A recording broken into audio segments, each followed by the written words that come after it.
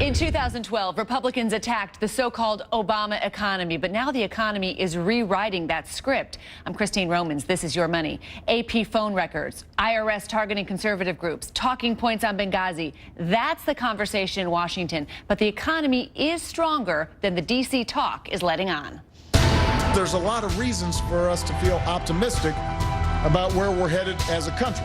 Obama's economy, the sequel. Today, stocks are soaring to record highs. Home prices are rising. The unemployment rate is falling. And your confidence in this economy is the highest it's been in 5 years. But none of that was in the Republicans' script for this movie. In the run-up to the 2012 election, they promised a horror show. Obamonomics is not working. Under the president's policies, middle-income Americans have been buried. They're just being crushed. Despite those warnings, voters bought a ticket for another 4 years of the president's policies. But now, an improving economy is the background music in Washington, and the plot line has turned to other controversies. My question isn't about who's going to resign. My question is, who's going to jail over this scandal? The Obama administration under attack as questions surround its handling of the Benghazi attack, journalist phone taps, and IRS audits targeting conservative groups. But could the economy the Republicans hoped would sink the president in 2012 now be the reason he appears impervious to GOP attacks? Mort Zuckerman is the editor-in-chief of U.S. News & World Report. Dohanue Peebles is a member of President Obama's National Finance Committee. He's the CEO of the Peebles Corporation. And my colleague John Berman is the host of Early Start on CNN. Gentlemen, welcome to the program. Mort, I want to start with you. In 2008, you supported President Obama's campaign the first time around. The second time around, you called the president's policies, quote, our economic Katrina. Are you ready to give him any credit for what we're seeing in the markets, in the economy, the recovery that we're seeing today? Well, let's just assess what is going on in the economy. We've had 4 years of the most stimulative fiscal and monetary policy in our history. We have a $1.3 trillion deficit in fiscal policy. We have $1 trillion a year investment in monetary policy. That's the Fed. That's the Fed.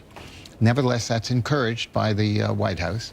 And we are sitting in a country where for the last 4 years, we have averaged a GDP growth of 2%, maybe 2.1%. In 7 previous recessions, in the 4 years coming out of a recession, we've averaged 4.2% of growth.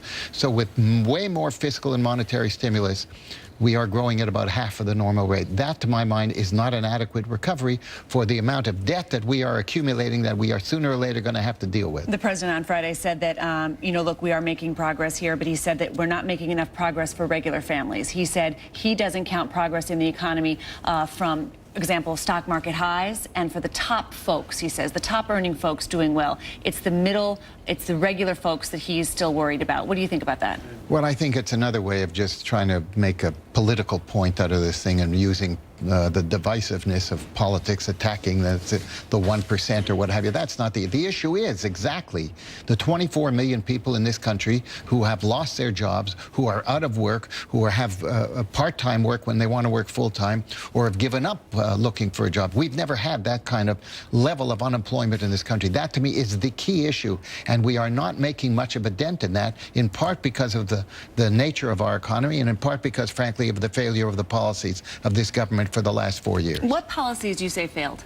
Well, in my judgment, okay, we should have had a major infrastructure program that would have, at least as we did in the early part of the 20th century when we had the railroads that became a national transportation structure, or the highway system. Okay, that is a interstate highway system. Both of those, we had something to show for the money we spent. And secondly, we had a dramatic difference in what that did to the GDP growth. We did not have those kinds of programs in place. I believe that it was a good idea to try and do these kinds of programs. We just didn't do them well. I would have done a much larger infrastructure program, particularly for airports and airplanes, because that's a new method of transportation of goods and people. I would have done something to the patent office, which is blocked. I would have added these H-1B visas 4 years ago, when these are people who create and help the high-tech industry, and therefore that's the best part of our economy. Let me bring in Don now, because he's talking talking about infrastructure build out and these new things, but cuts in government spending are what dragged down growth in the first quarter of this year. Consumers are spending more, but the government spending decreased 8.7%. So we've got forced spending cuts. We've got a spirit, if not actually doing austerity in Washington. How is that hurting or helping what's going on here? Oh, by the way, I pretty much agree with most of what Mort says, except, statistics say many different things. If we look at the job growth now, since this recession ended in June of 2009 and compare it to the first 46 months of the end of the 2001 recession, our economy's produced 2.5 million more jobs in the same time period when compared to recessions. What's happening here, though, is the GDP, as you just pointed out, is being brought down by a significant reduction in government spending. And so we're going to have to incur, frankly, I'm a believer that the government should spend less money on entitlements, much more money in infrastructure, less money in controlling health care costs, and looking to pull back and let the private sector begin to take more responsibility for this, for our recovery. Both of you guys are talking about long-term, structural, big plans, and we know that Washington is incapable of doing that right now. We don't even have a budget. We are the biggest economy, the biggest business in the world. We don't have a budget. John Berman, instead, the conversation is about Benghazi. It's about the AP wiretaps.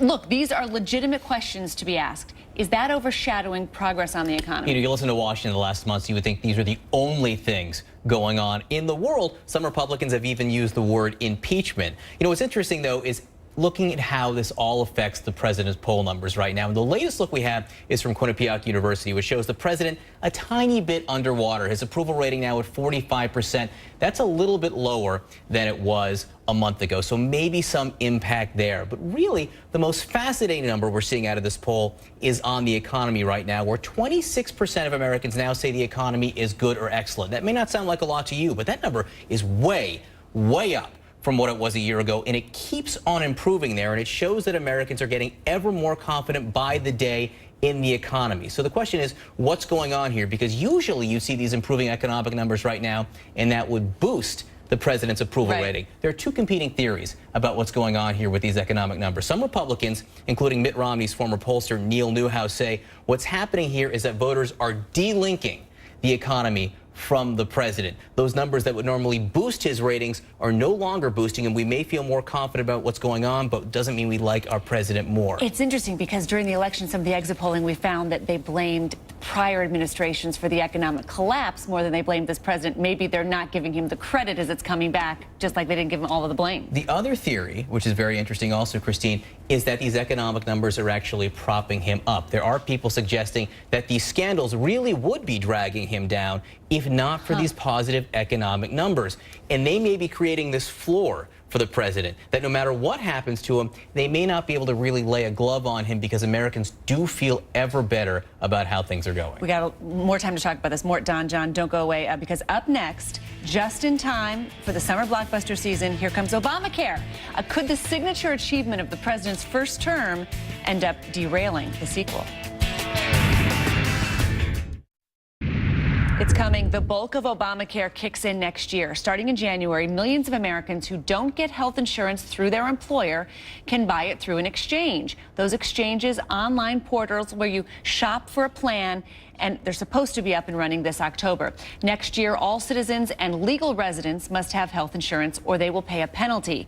And firms with 50 or more full-time employees are required to provide it. Now, opponents say this is a jobs killer. It will cripple the economy. And Republicans are hoping implementation is such a nightmare that it wins them undeniable control of Congress in the midterm elections. Dohanue Peebles, Mort Zuckerman, and John Berman are still with us. Mort, the House has voted to repeal Obamacare 37 times. There will be more. Now we've got this IRS controversy, and the IRS has the role in enforcing Obamacare. So some Republicans say it's proof of more problems with health reform. Has the IRS become such a lightning rod politically that it helps this case that Obamacare is rushed, not well thought out, and it's going to be a disaster? I don't know.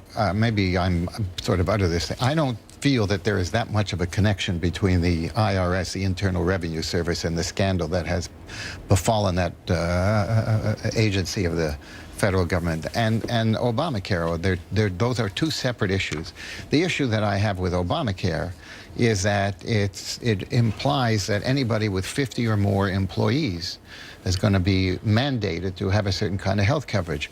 But it's going to add a lot of cost to a lot of small businesses. So what are they doing? They're finding some way not to have 50 or more employees. Restaurants, for example, they'll have part-time employees. They'll let people go. They'll do anything to avoid that additional cost because they can't afford it in what has been a relatively weak economy. So I'm not sure that while it accomplishes one thing, which I think is to the good, which is wider health care coverage, I just don't think it was affordable at this particular time on companies that have 50 or more employees. Motives good, timing terrible.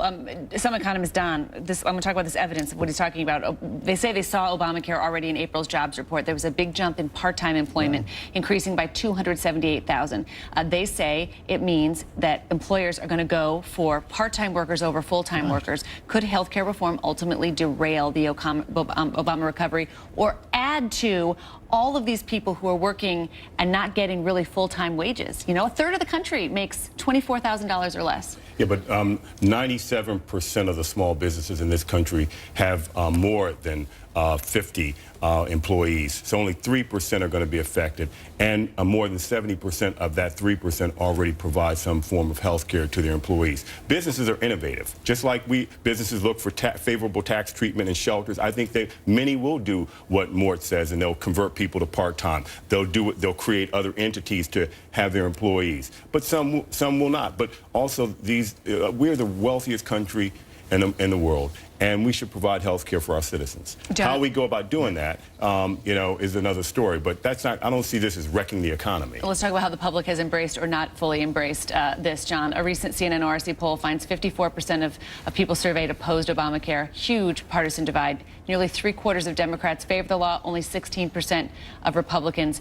We know implementation is happening differently in red states versus blue states. Obamacare is still the law of the land, but I'm not sure the fight's ever going to end. 37 times the House has voted to repeal this. The fight's just starting. Really, you have two games that are going on right now and will go on now for years. There's the political game and there's the what's best for the health of Americans and the American economy game. And right now, why can't those be the same thing? They're in conflict right now, and that's what's the problem. The White House will spend this summer trying to pump up this plan, to promote it. Social media, personal appearances. The president's going to go hard on this to try to get as many people ready for enrollment in October when open enrollment begins, because the whole success or failure of that plan depends on that. So they'll be out there, pumping the plan the best they can. The Republicans, 37 votes are ready to repeal it. I'm sure you will see more, but more than that, you're going to see them trying to hold up the implementation process wherever they can, funding issues, whatnot. The real problem here is that Congress can't do anything on Obamacare. Nothing is going to pass. Usually with major legislation like this, you see modifications, you see tweaks as the plan gets rolled out. Social Security, Medicare, you saw this. Nothing is going to get tweaked with Obamacare because Congress cannot pass anything on this right now. Republicans and Democrats just can't seem to get together. So there's no possibility of it getting any better at all, whether you're for it or not. John Berman, excellent perspective. Quickly to both of you, just a letter grade on the economy as it is right now. You've made your fortunes in this economy. Don Peebles, letter grade. I'd say it's a C+. What do you think, Mort? C+. You got it. All right, Don, John, Mort, nice to see all of you.